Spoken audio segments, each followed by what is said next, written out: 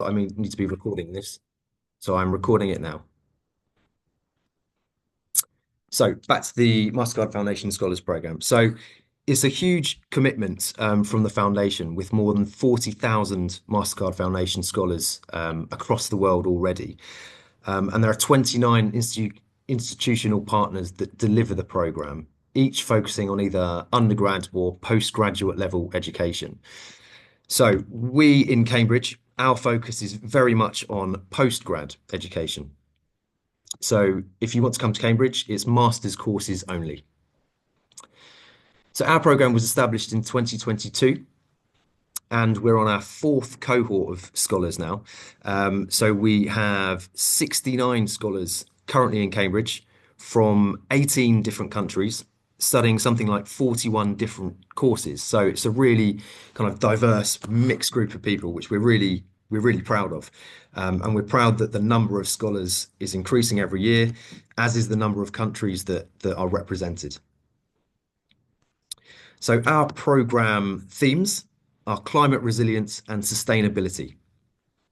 And we recognize that there's a huge range of expertise that's needed to tackle these really complex challenges, which means that you can apply for nearly any master's course available at Cambridge. There are a few exceptions to that, and I'll come back to that in a minute and tell you which ones are the exceptions. So, what's covered? So we aim to cover everything that you need to really thrive in Cambridge, enjoy your time here and get the most out of the experience. So that's the big expenses, things like the course fee and the monthly living allowance, but also some of those slightly smaller costs as well, things like return travel to and from the airport.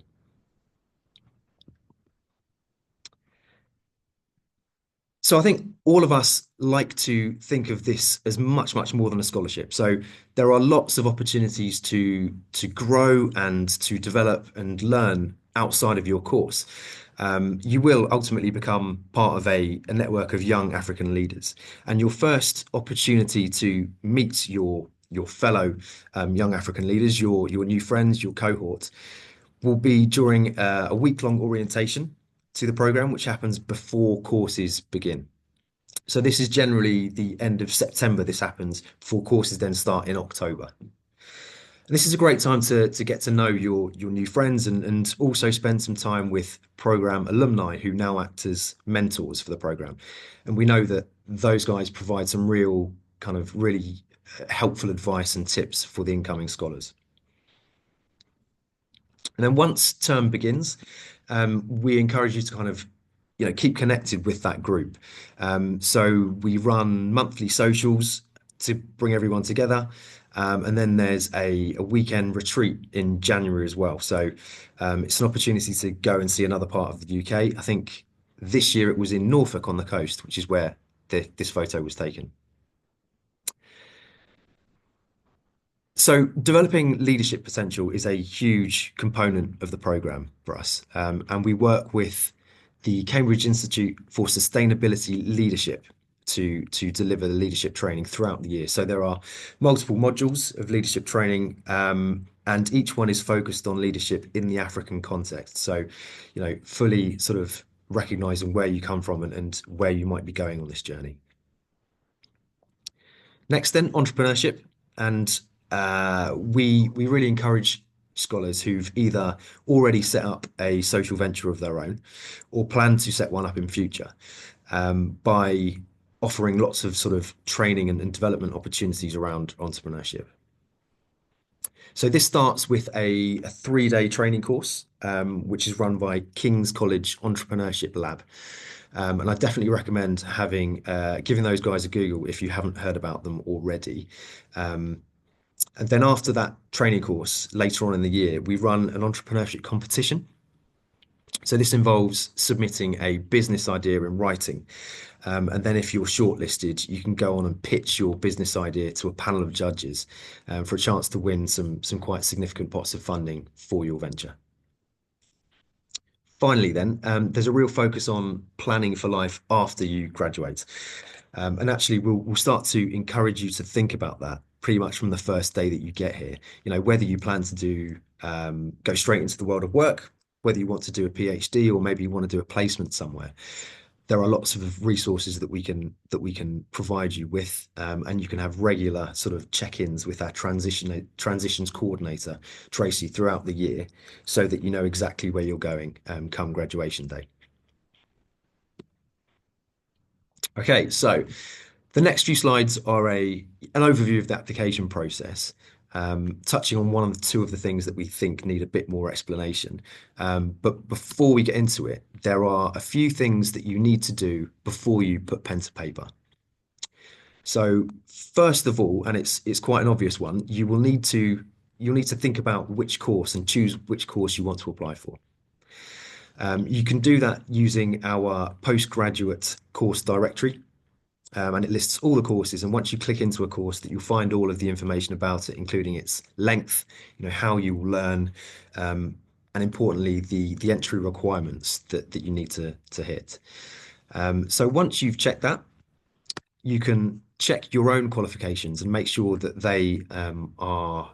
they're applicable. So you do that using our international qualifications checker. So you just need to go to the URL here, and then use the drop down, select the country that you're from, and then you'll see the equivalent in your country of a high 2-1 degree and a first class degree, because these are the two kind of classifications of degree that are generally required to do a master's in Cambridge. Third, then, you should check if you're eligible for an automatic application fee waiver from the university. So all applicants that apply for the Mastercard Foundation Scholars Program and meet their chosen course's entry requirements are eligible for the application fee waiver. There's usually a cost of, I think it's £85 to apply for a master's. But if you apply for our program and you meet your course's entry requirements, that's waived. This is done in one of two ways. So if your country is listed here on the screen, you are eligible for an automatic fee waiver, so you don't need to do anything. But if your country isn't listed on the screen, then you'll just need to submit a short form to request that fee waiver. I'll come on to that in just a sec. Okay, so once you've done those things, you've checked and you're definitely eligible to apply, time to get started. So you'll go to a course profile, and this is just an example using an architecture MPhil course profile. And once you click apply now, that black button, you'll be encouraged to set up an account with the portal. That means you can save your application, you can come back to it and tweak it over time. Once you are logged in, you'll also see this helpful reminder of deadlines. So there are two deadlines that will be listed for every course, the course deadline and the funding deadline. And it's the funding deadline that you'll need to work to when applying for our program. And generally, this is quite a bit before the main course deadline. So it's either at the beginning of December or the beginning of January, depending on course.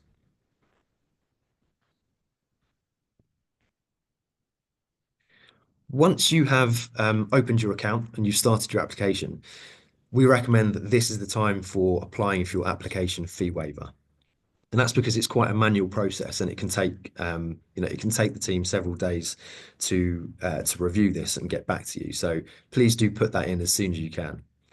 And again, a reminder that if you're from one of these countries listed on the screen, you don't need to submit that form.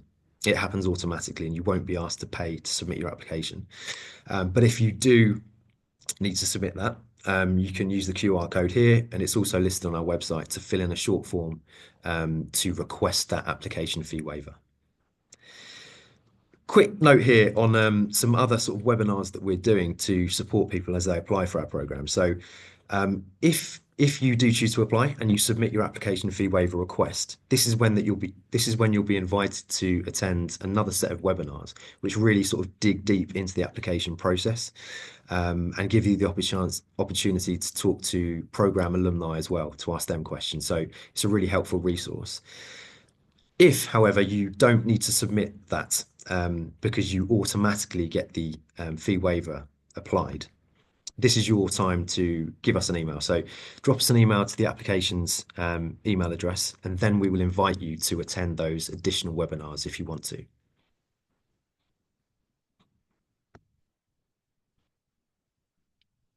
Great. So, I'm sure many of you will have already started an application, and that's brilliant. But for those who haven't, I just wanted to give you a very quick look at the application portal and the different sections that are in there. So there are five main sections to your application, and each one has multiple subsections as listed here. Much of this is fairly self-explanatory, but we do think there are a few that need a bit more explanation. So we're just going to touch on four things that we've bolded here. So the first one is in the first section about you, and you'll be asked to choose a college. So Cambridge, like one or two other universities, Oxford, for example, is a collegiate university. So you'll be a member of one of 31 different colleges. This is where you'll live, you'll socialize, and you might have some of your small group teaching sessions as well. And we know that it can be really tricky to figure out where to start when choosing a college. But we just want to encourage you not to leave this to the last minute and then just choose one at random. That's certainly not the best way of doing it. So there's lots of information on college websites. Each college has its own website, and you can have a look at those. And then there are three things that we really recommend bearing in mind when choosing a college. So first, and probably most importantly, is cost. So the costs will vary quite a lot across the different colleges in Cambridge. And your rent will be paid out of your monthly living allowance. So it's just a good idea to make sure you won't be using all of your living allowance on your rent. Next, facilities. So have a look at what makes each college unique. So some of the colleges are female only. I think there are also a couple that are specifically for more mature students. Others have, incredible world-class sports facilities. Many have chapels on site. So we just encourage you to have a think about what's important to you and bear those things in mind when choosing a college.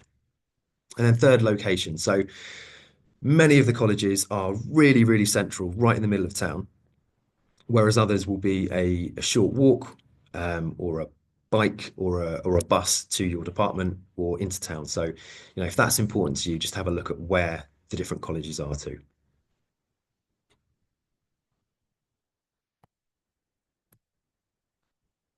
Next, then, so you will be asked to submit two academic or professional references as part of your application. And this is something we're flagging now because just like the application fee waiver request, it's something to look at quite early on in your application journey, because you need to receive your references by your funding deadline. So the way you do this is you add details of your referees in the application portal. And once their details are in there, you press a button and it will send them an email asking them to log in and provide their reference. So you can then go in and send sort of nudges to your references if needed, and you can also change them if you need to do that. One thing I should say is that you don't have to wait until your references come in to submit your application.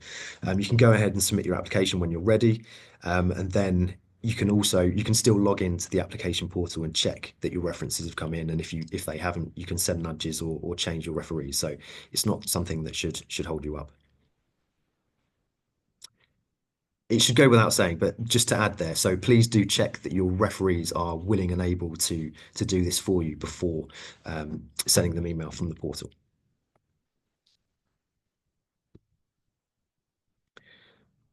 Yeah, so this is a big one. So English language, all international students at postgrad level are required to provide evidence of English language proficiency, generally in the form of IELTS or TOEFL results.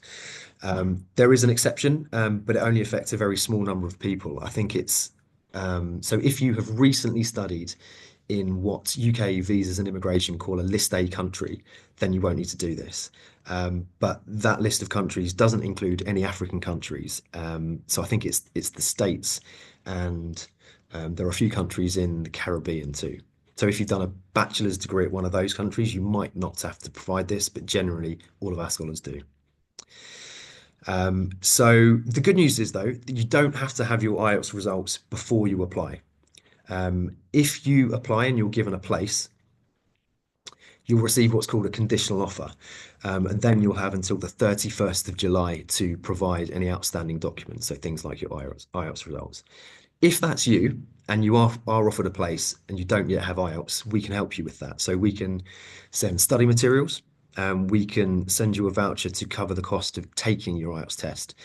And if you have to travel to another country, we might be able to help with that too. So it's certainly not something that should stop you applying. Just a final word on IELTS though. So we have 10 or more students every single year that are offered places on the program, which then don't get IELTS results in time. So please just don't take passing IELTS for granted and give it due consideration. Wonderful. So onto the funding application. So when you get to the funding application part of the application process, you will be asked if you want to apply for university funding.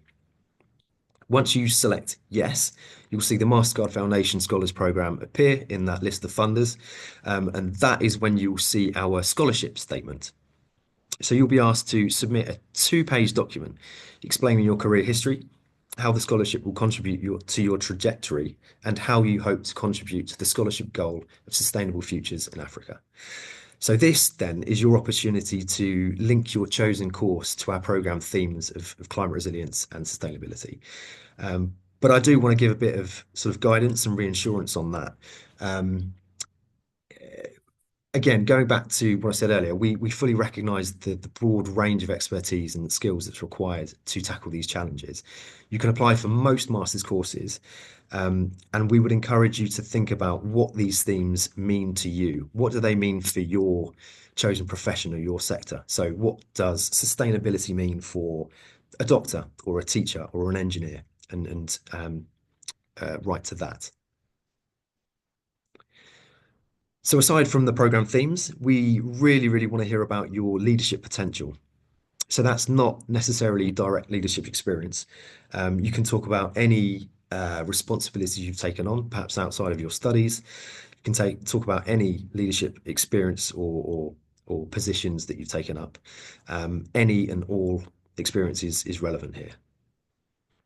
And then finally, we really want to hear about what you will go on to do after this master's. So how your plans will benefit Africa and the world more broadly, and how you can create a ripple effect which benefits others. So that's the quick skip through the application process done. So I just wanted to end by answering three of the questions that we get asked most frequently. So if you do have any questions, maybe hold on to them just a second because I might be about to answer them. So which courses can I apply for? So you can apply for any full-time master's course, excluding these four: accountancy, business administration, corporate law, and Master of Finance.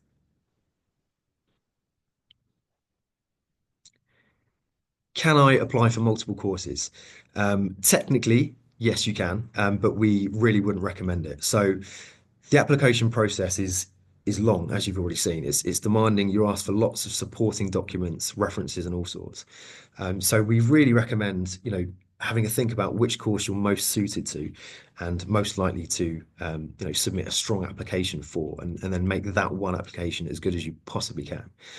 The only other thing to mention there is that you will only receive one application fee waiver. So if you do decide to apply for more than one course, you'll have to pay the £85 application fee for any course after your first one.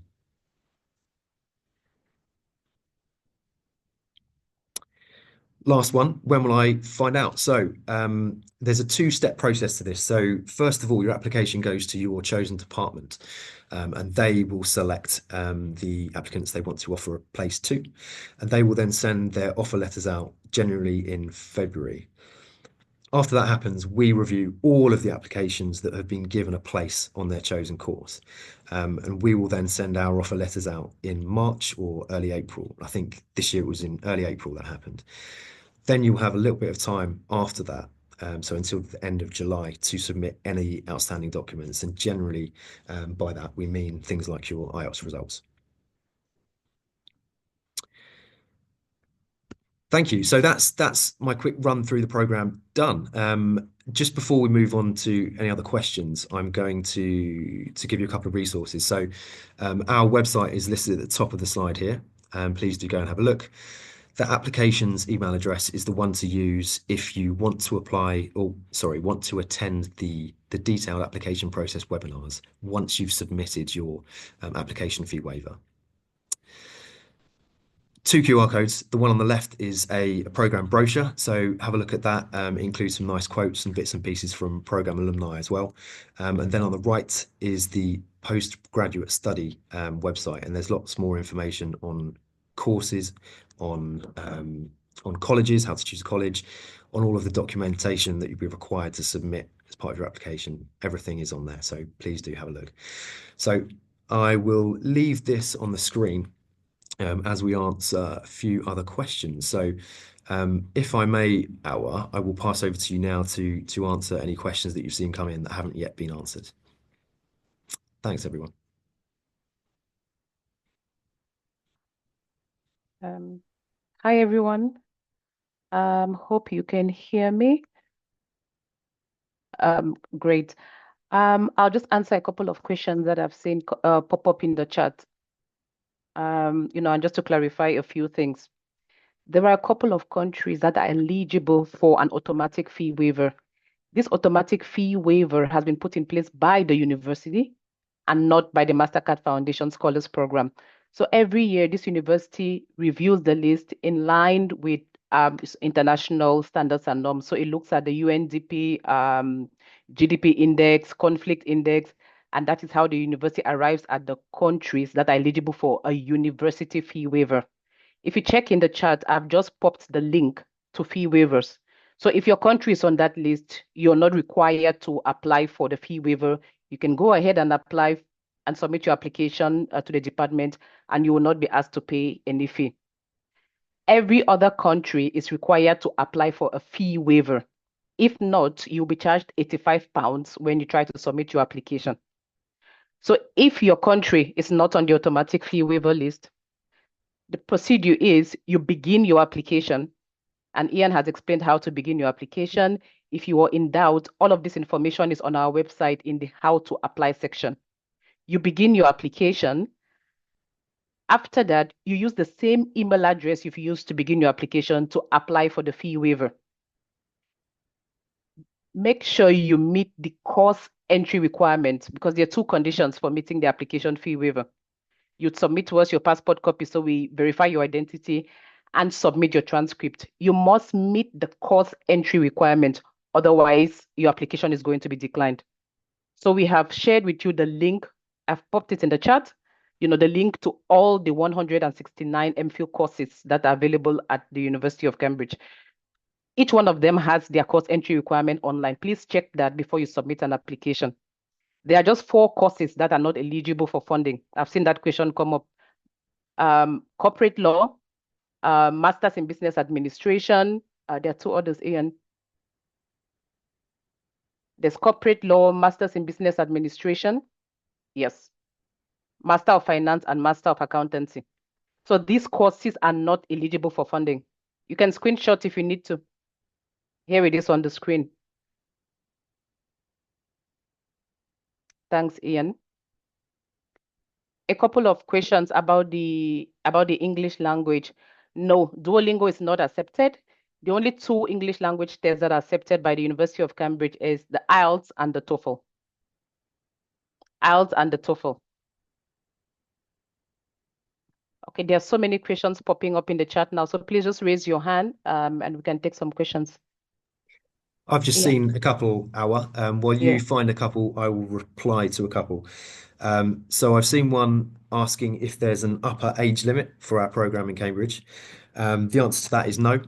So we know that the Mastercard Foundation Scholars Program is run at universities across the world. And some countries do apply an upper age limit, but in Cambridge, in the UK, we don't.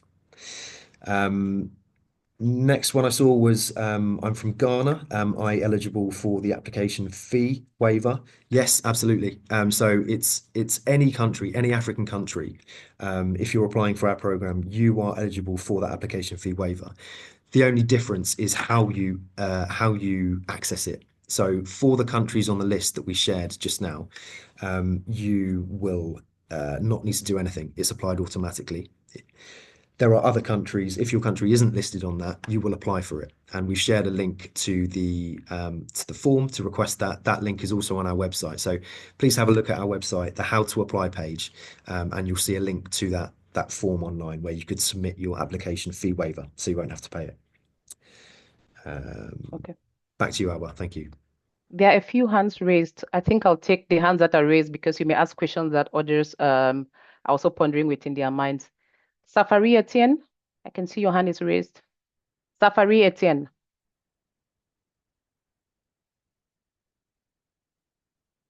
Okay. Safari Etienne. You can unmute and ask your question. Safari Etienne. So I'm not sure, Awa, if they'll be able to unmute actually in the way that we've set this Okay. call up. Okay. So we might have to do it. Yeah, we Okay, might have in the to chat. pick them Okay. out in the chat. Yeah, sorry Okay. about that. Safari Etienne, please just pop your question in the chat. Unfortunately, the way the call is set up, you wouldn't be on. Yeah. I think Okay. I can mention one of the common questions is, if you have a master's on the African continent, can you apply for an MPhil in Cambridge? Yes, you can apply for an MPhil if you've already got a master's. And the other question was the length of the courses. Length of masters in Cambridge is between 9 months and 11 months. Someone was asking whether masters are 2 years. No, all the MPhils in Cambridge would be between 9 months and 1 year. So don't be surprised by the length of the course when you're making your application. Thank you. Okay. Another question that keeps popping up, would the requirement for the English language be waived if I studied in English language? Unfortunately, no. The requirement will not be waived. However, depending on which country you obtained your degree in, you may be recommended to take the Cambridge English assessment test, or they would recommend you take the IELTS. Yeah, so you would still need to get tested. I see messages popping in, but that shouldn't stop you from applying. As Ian mentioned, you can apply even if you haven't met the language condition. And if the department is interested in taking you up, they would give you a conditional offer, and you would have up to 31st of December, 31st of July next year to meet the language requirement. I have Thanks, a master's degree. Can I still apply? Yes, you can, as long as the degree is from the continent. Wonderful. I'll just jump in and answer a couple while you keep reading. So there's one question that has said, so my country is on the automatic list for receiving the application fee waiver. If I submit multiple applications, will the application fee be applied to multiple applications? So no, unfortunately not. So you will still only get one application fee waiver covered, even if your country is on that automatic list. So it's just the one. Whichever route you access it, you'll only have that application fee of £85 covered once. The other question I saw was about work experience. Do I necessarily need work experience to apply? Can I apply straight from my undergrad? Absolutely can. You don't need any direct work experience to apply for this program. Okay, we've answered this question. I'm not sure why it keeps popping up. Even if you studied in English language, you would still be required to demonstrate English proficiency to get a departmental offer. This is not a condition that has been set by the scholarship program. This is a university condition. Just to reiterate, you're required to get an offer from a university department to be eligible for the scholarship. So you need to go through that department to get to the scholarship program. So this is not a scholarship requirement. It's a university/departmental requirement. You will need to demonstrate proficiency in English language. I hope that is clear. Okay. Yeah. I've seen people I asking. think there's a lot of questions about whether the scholarship is fully funded. I think some people maybe have missed the beginning of the talk. And Ian did say it is totally, you get a stipend, you get your travel, you get a living allowance. It is fully funded. So just be comfortable about that. Okay. Someone was asking if you've got a second class or low grade degree. You need to look in the website for each course to find out what the requirements for the course are. So usually it's a first class or second upper. Never will a second lower be able to access a master's course at the moment. So, but what you need to do is check on the websites and look at the equivalence table and see where you sit. Okay. A couple of things about education equivalency. I've seen a couple of questions. Even if you have a second upper, please note that a second upper on the continent does not equate a second upper in the UK. So even courses in the university that require a second upper, they require what we call a good second upper. And a good second upper would require you to have a 4.25 over 5 as GPA. So there are some countries, it's put on 100, some countries it's on 4, some countries it's on 5. So if you click on the equivalency table and you go to your country, you'll see what the requirement is. But for most English-speaking countries, they use the GCSE system. 4.25 over 5, that's what is considered a good 2.1 in the UK. Thank you, Awa. I'll jump in with 3 more. So, are part-time masters applicable? No, it's got to be a full-time masters, I'm afraid. Is an MPhil a master's program? Yes, yeah, exactly. You've got that one right. And then a question about the timeline for submitting applications. So the application process is open right now, and you have now until either the beginning of December or the beginning of January to apply, depending on your course. And just a reminder that when you look in and you have a look at the all of the information for your chosen course, you'll see 2 deadlines, a course deadline and a funding deadline. And it's the funding deadline that you'll need to work to be eligible for our program. So again, that's either at the beginning of December or at the beginning of January, depending on your course. Okay. Thanks. Ian, someone was asking if we could go back to the funding slide and just leave it on the screen for a few minutes so they could have a look. Of course. Yeah, no problem. Okay. This one. Is this the only slide about funding? So this is the one that talks about how to opt in for funding and the different things that will be asked for. So this is the scholarship statement here. Let us know in the chat if this isn't the one you're after, and I'll move it around. Okay, I've seen a question, an important question here. In my application, there's a section titled widening participation. You don't have to, you can skip that. You can skip the widening participation question. Just to reiterate, the funding for the scholarship is not a separate application process. It is built into your course application. So as soon as you're done with the course application, as Ian demonstrated with the visuals, you would be asked if you want to opt in for funding. You must click yes, and funding opportunities will be made available to you. And Mastercard Foundation is just one of about 6 or 7 opportunities that you may be eligible for. So you're required to specifically click on Mastercard Foundation to apply to the scholarship program. Once you click them, a text box is going to open requesting, that you submit your scholarship letter. And this is a question that you're going to be asked. Provide a 2-page document explaining your career history and how the Mastercard Foundation Scholarship Program will contribute to your trajectory and how you hope to contribute to the scholarship goals of sustainable futures in Africa. So you will be required to produce a 1-pager and upload as part of your application. So this is the only part in the entire application process where you would be required to demonstrate your suitability for the scholarship program. Every other thing before this is information that is relevant to the department.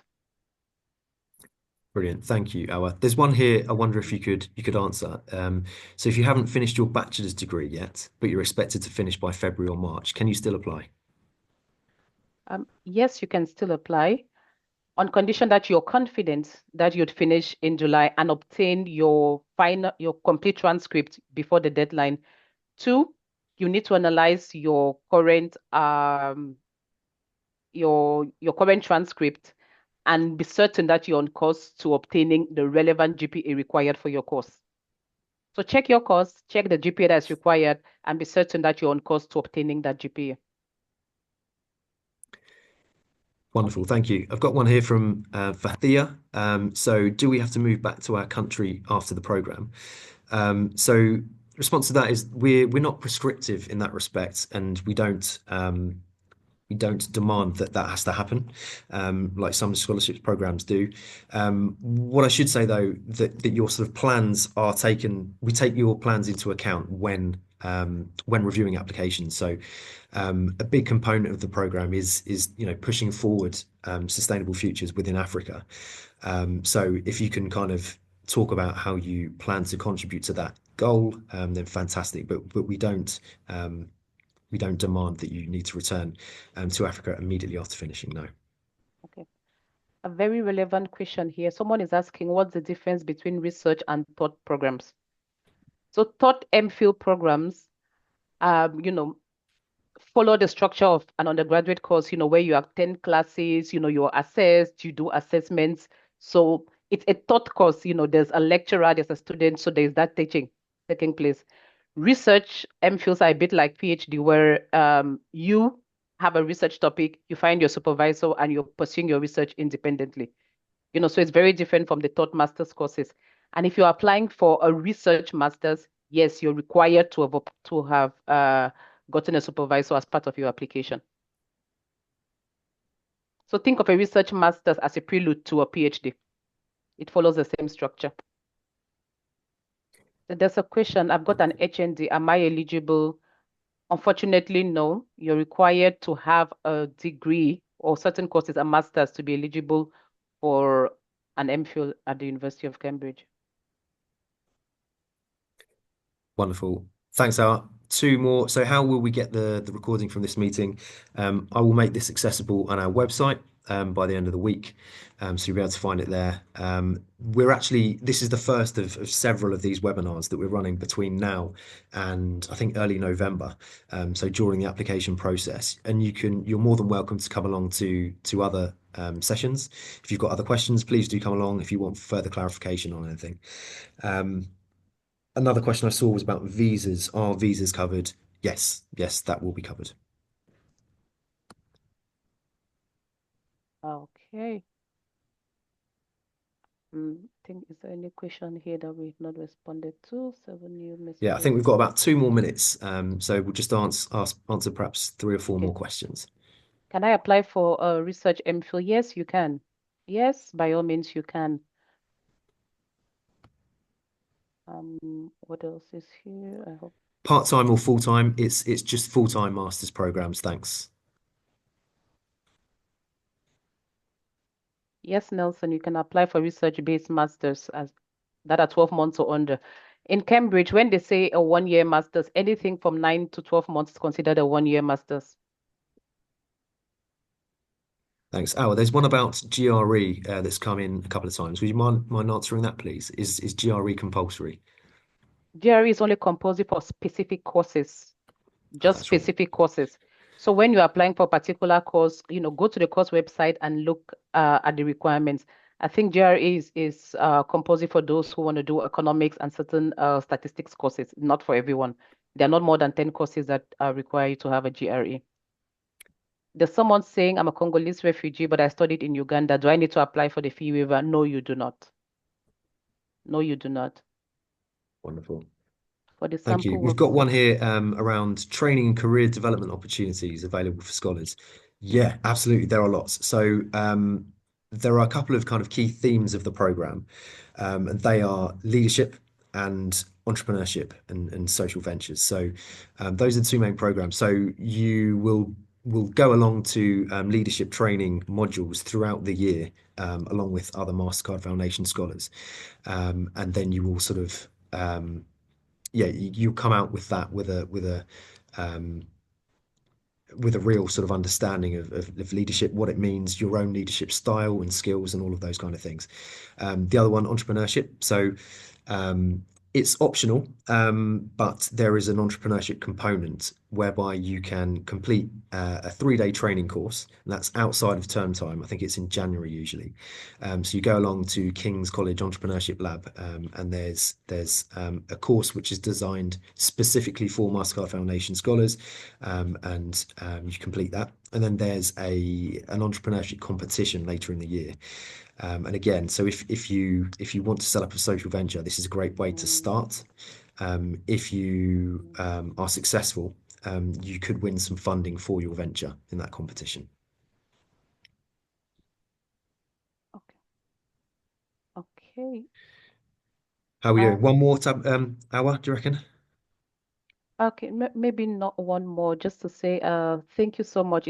The turnout has been amazing. People have been coming in and dropping, but at some point we had about 200 attendees from 21 countries. So 21 countries are represented here. So thank you very much. For those who have turned up, it means you found this opportunity somehow. There are some countries that usually do not have a high representation. So if you're from Rwanda, Mauritius, Tanzania, I see Ethiopia, Somalia, Ivory Coast, Malawi, Cameroon, please share this opportunity with your lecturers, with other students, other people within your country. Let's increase the representation in this program. So share it with your lecturers, share it with your heads of departments. Oh, Burkina Faso, Burundi. Oh, wonderful. Let me add that to the list. Please be our ambassadors for the program. Of course, Kenya. So there's Burundi, there's Burkina Faso. I've seen Egypt, South Sudan. We would like to see this representation in the student body. Oh, Mozambique, wonderful. Ghana, Rwanda. Share this opportunity with other universities. Share it with your lecturers. Yes, Kenya, of course. We would like to see this representation in the student body next year. So all the best as you begin your applications. Yeah. Thank you. Yeah. Brilliant. Thank you so much, Wonderful. everyone. And yes, again, if you do want to attend another one of these, all the dates are listed on our website, and this recording will be up soon. Thank you so much for coming, and good luck with your application. Good luck. Thank you. Bye. Bye. Yeah.